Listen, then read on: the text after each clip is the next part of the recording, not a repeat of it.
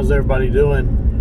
This is Passion Week and getting close to Easter weekend, and it's time to make another video and kind of talk about what this week represents and what happened this week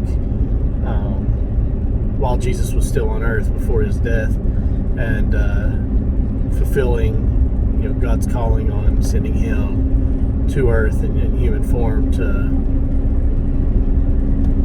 draw more people to God and show just what God's kingdom and what God can do for us, and be a representation of what we need to be as Christians in our daily walk. So this past Sunday, Palm Sunday, was what pretty much his last good days on earth was. The biggest story of Palm Sunday, of course, is him coming into town, riding a donkey, and everybody throwing their coats and their garments and palm leaves on the ground for the donkey to walk on while carrying Jesus. So it wasn't even for Jesus to walk on in the dirt and things like that. It was for the donkey that was carrying Jesus to walk on. And just to show the respect and the understanding that the people at the time had for Jesus, and knowing who he was and what he had done for them up to that point, and what he stood for in being God's son, and the trust and belief they had in him being that person. So getting into Monday through Friday, people start selling items in the church or in the tabernacle,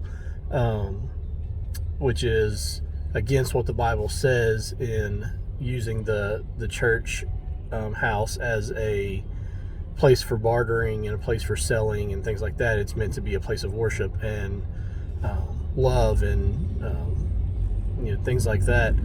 So Jesus flips tables and gets upset and things. Also throughout the week, he starts to be pressured a little bit, and his disciples begin to be pressured in what they know about him and what they truly believe in who Jesus is. And of course, to his face, they tell him that they know who he is and they believe that he's God's son and that he's the man who he has been all along, and the man that they followed since the day one of him calling them to be disciples. And also a time for him to go. He went to the garden to pray, and took some of his disciples with him and had them kind of separate and stay in different areas to pray with him while he prayed alone by himself.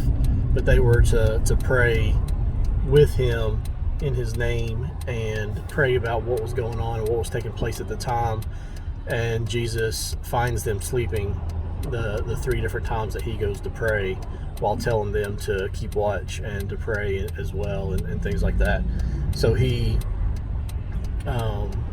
Wednesday of the week, he tells them that he's going to be denied, that they're going to deny him. Peter's going to deny him 3 times. Peter promises him that he would never deny him, and which kind of, I think that alone right there's a lesson in itself in how we today as Christians, strong Christians in their faith, things like that. It's easy for us to say we'll never deny God, we'll never deny our faith, we'll never deny what we believe in any situation, but especially in our Christian walk.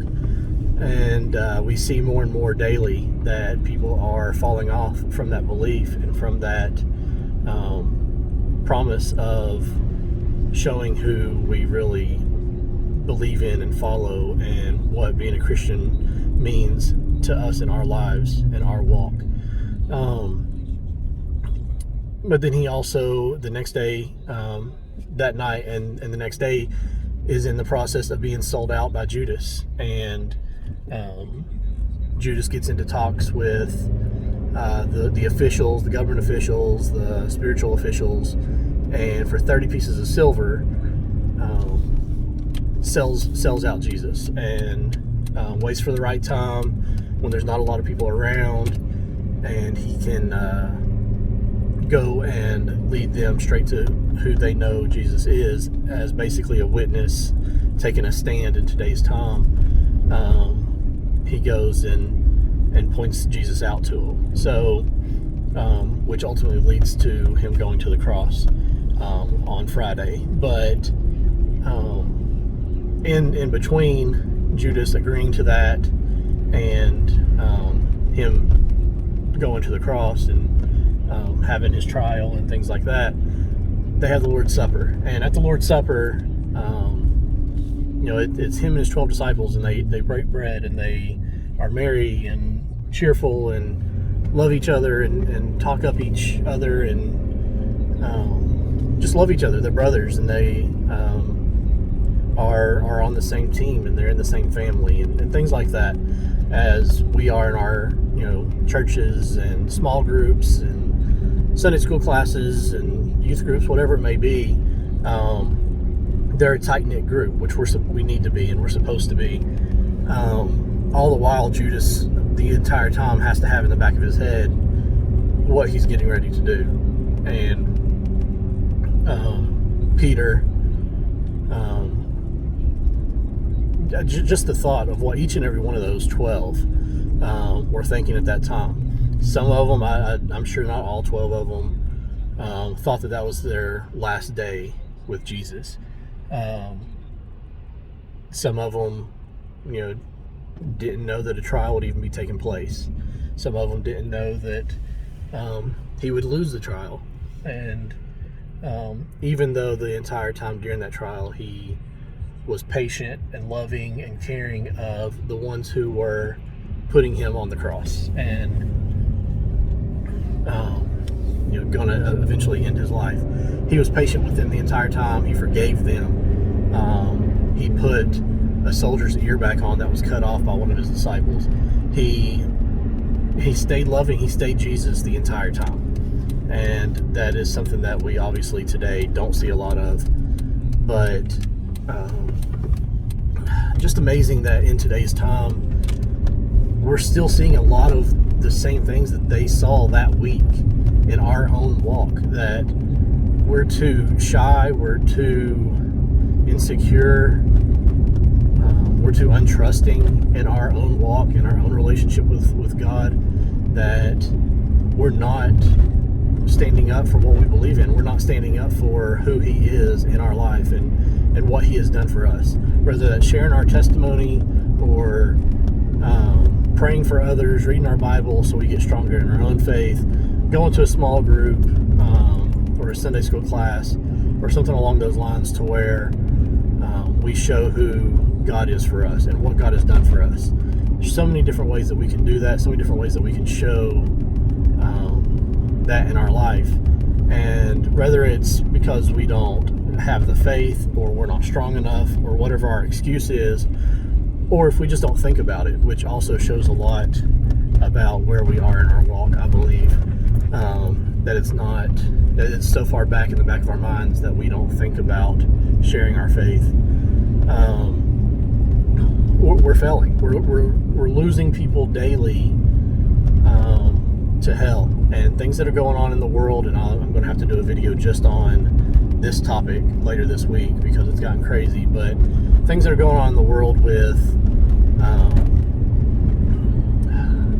music today and TV shows today and tennis shoes and all kinds of different things that are going on in today's world, that we're allowing ourselves or our kids or our friends, family get into and buy into in what the world truly is,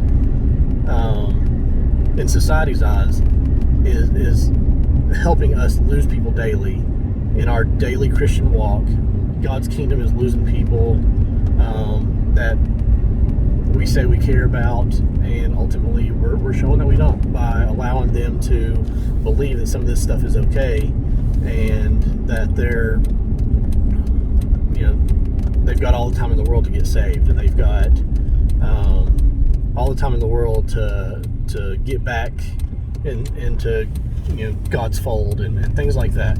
We've got to understand where we are in our walk and who we are for God, and help each other, love each other, care about each other, talk to each other.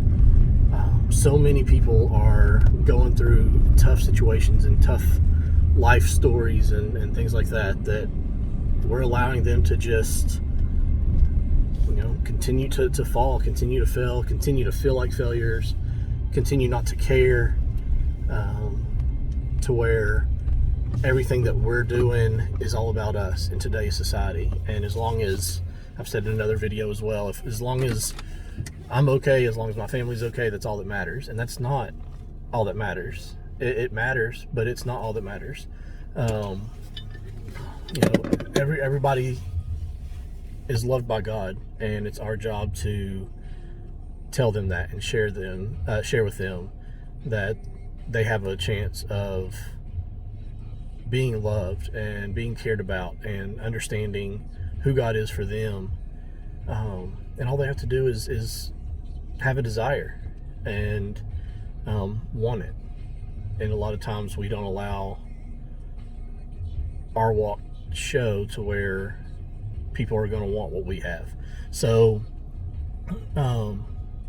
just understanding what this week represents, being Passion Week, just what this week is all about for God's kingdom. Because yes, Jesus' birth meant a ton and it means everything for our lives and our walk, but his death shows that we don't have that as a punishment. The punishment that he went through, we don't have that. We don't have to worry about that in our walk and in our future, because he paid that price for us.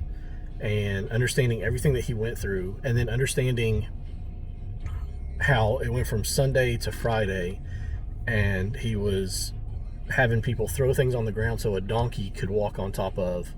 They showed that they loved him that much, to where he was being put on the cross in 5 days. So if Jesus can be changed that much, his life can be changed that much in 5 days, are our friends true friends? Are people going to turn on us immediately? Are people going to throw us under the bus as long as it saves them from getting in trouble or being looked bad at, or whatever? We're too wound up in today's society in wanting to look good, not wanting people to judge us, not wanting people to think differently of us or whatever. And Jesus didn't do that. Jesus was real to himself. He was real to God.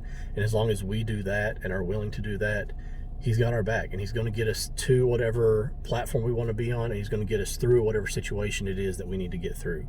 So, like I said, I'm going to do another video later this week on some of the things going on in society today, and how we really need to help our friends, our family, our kids, whatever our situation is, whatever your situation is, how we need to help those around us, because there's some crazy things going on in the world that didn't take place even 10 years ago. So thank you all for checking it out, and I will be back on soon. Thanks, guys.